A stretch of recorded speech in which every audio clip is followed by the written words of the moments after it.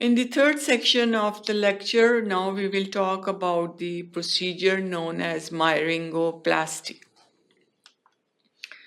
In this section, we will talk about the contraindications of Myringoplasty and position of the patient while the procedure is performed. And then we will talk about two techniques known as the underlay and overlay techniques of Myringoplasty. What's the post-operative care, complications, and other techniques of Myringoplasty? First, what is myringoplasty? Plasty is the repair, so it's the closure of perforation of pars tensa of the tympanic membrane, and it's called the myringoplasty. So if there is perforation or hole in the tympanic membrane, to repair that opening, we perform a procedure known as myringoplasty.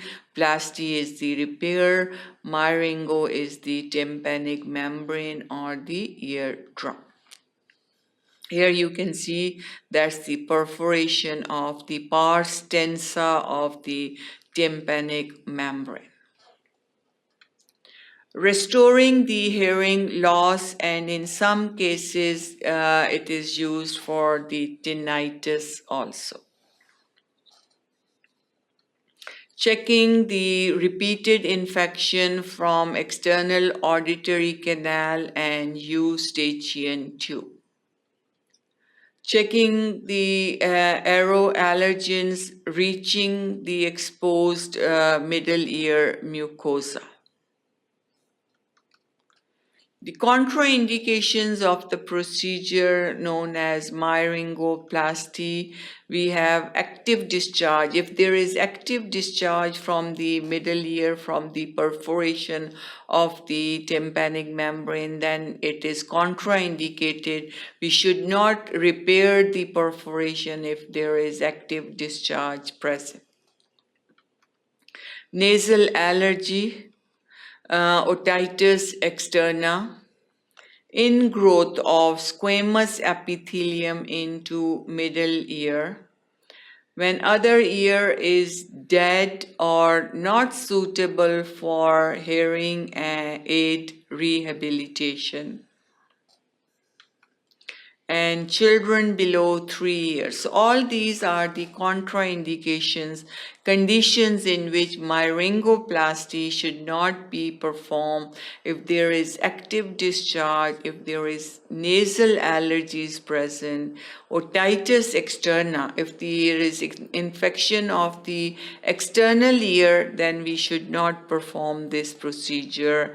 If there is ingrowth of squamous epithelium into middle ear, when other ear is dead or not suitable for hearing and aid rehabilitation, or children below 3 years. Next, what's the position of the patient during the procedure? Supine. Supine is the position in which the patient is on the back, laying on the back, with face turned to one side. Usually the ear on which the procedure is performed should be up. So that's the position. Patient is supine on the back with head tilted to one side, and the ear which is operated should be facing up. Periosteum periosteum incision for exposure of tympanic membrane is given endomeatal, end oral, or post-oral incision. The graft material which are used for the repair of the perforation is obtained from the temporalis fascia, which is the most common graft material. Also areolar fascia, fascia overlying the temporal fascia. Perichondrium from tragus. Tragus is the area this in the front of the ear. Then the cartilage can also be used. and the vein. So all these are the different graft material that can be used for myringoplasty, but the main or the most common is the temporalis fascia.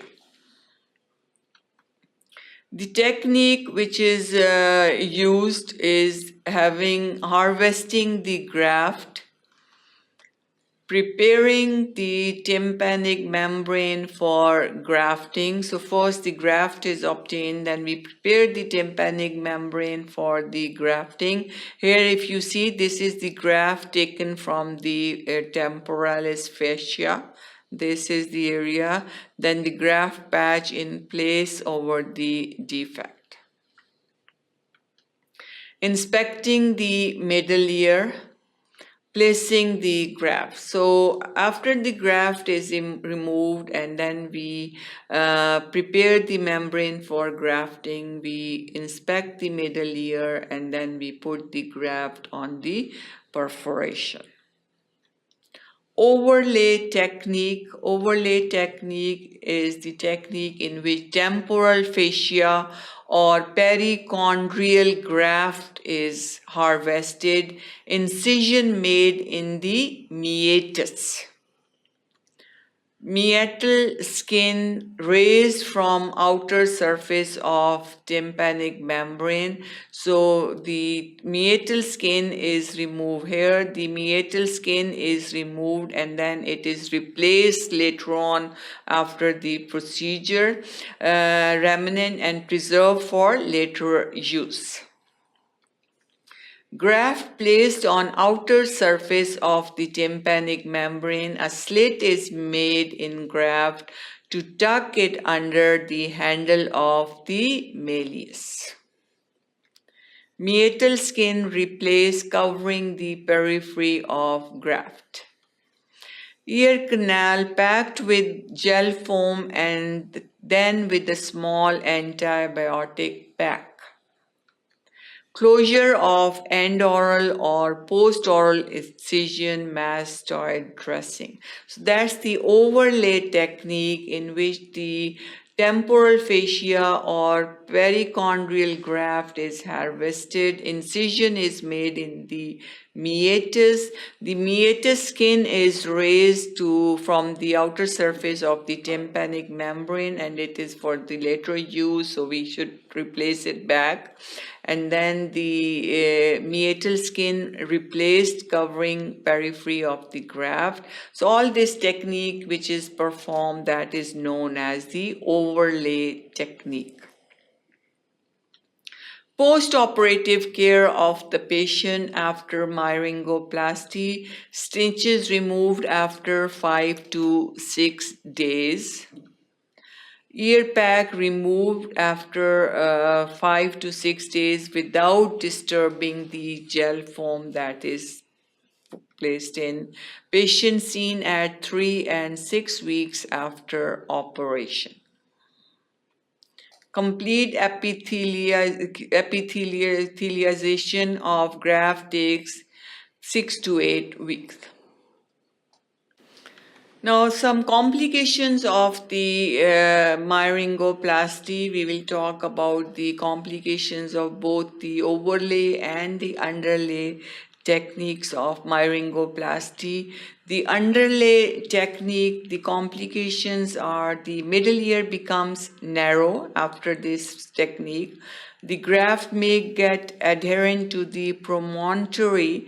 Anteriorly, graft may lose contact from remnant of tympanic membrane leading to anterior perforation. So all these are the complications of underlay technique. The overlay technique, there is blunting of the anterior sulcus, epithelial pearls, epidermal cysts, lateralization of graft. Graft loses contact from malleus handle resulting in conductive loss. So all these are the complications associated with the two techniques, which is the overlay and the underlay technique of the myringoplasty. Other procedures are of tympanic membrane perforation closure, the splintage, cautery patching, fat graft myringoplasty. So all that this all after this we conclude the topic of myringoplasty, which is the repair of the perforation in the tympanic membrane, and then we discussed all the complications associated with and the techniques like overlay technique and the underlay technique of the myringoplasty. Thank you for watching sqadia.com.